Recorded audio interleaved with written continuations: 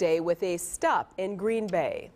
Starting at 7 in the morning, all the attention shifts from the campaign trail to the polling places. And just like the candidates, poll workers are using these final hours to make sure Election Day goes smoothly. Fox 6's Justin Williams checked in on last-minute preps in the city of Milwaukee. He joins us now. Good evening, Justin. Good evening to the two of you. I certainly hope that the folks in the Fox 6 Weather Department don't mind me borrowing some of their infinite wisdom, but the adage certainly applies to Tuesday's elections. Be prepared, not scared.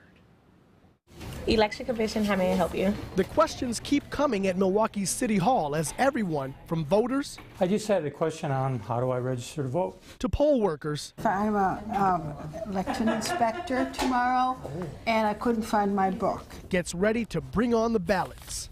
I think that it's a time that this country can go two different ways, so it's a very important election. People feel passionately about making sure they are voting their ballot. Neil Albrecht is the executive director of the City of Milwaukee's Election Commission. He says that passion is on display in the more than 36,500 early votes the city is currently organizing for Tuesday's tabulation.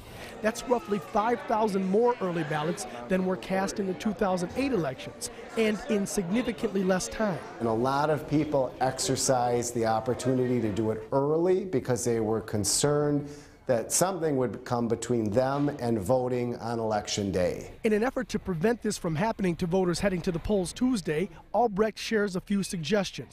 First, he says folks should make sure they know their appropriate polling places and who will be there with them. We have the voters themselves, we have election workers, and we have observers. The only people who should be talking to a voter in a voting room are the election workers. Observers are not allowed to engage voters. Albrecht also suggests voters have the appropriate attitude. Think of your voting experience as an adventure and be as positive and as prepared as you can be.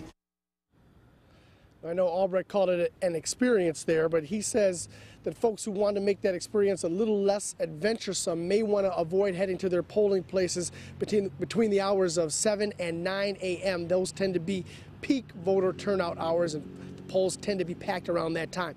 By the way, he also wants to remind voters you do not need to have a photo ID to cast your ballot Tuesday. You do not need a photo ID to cast your ballot.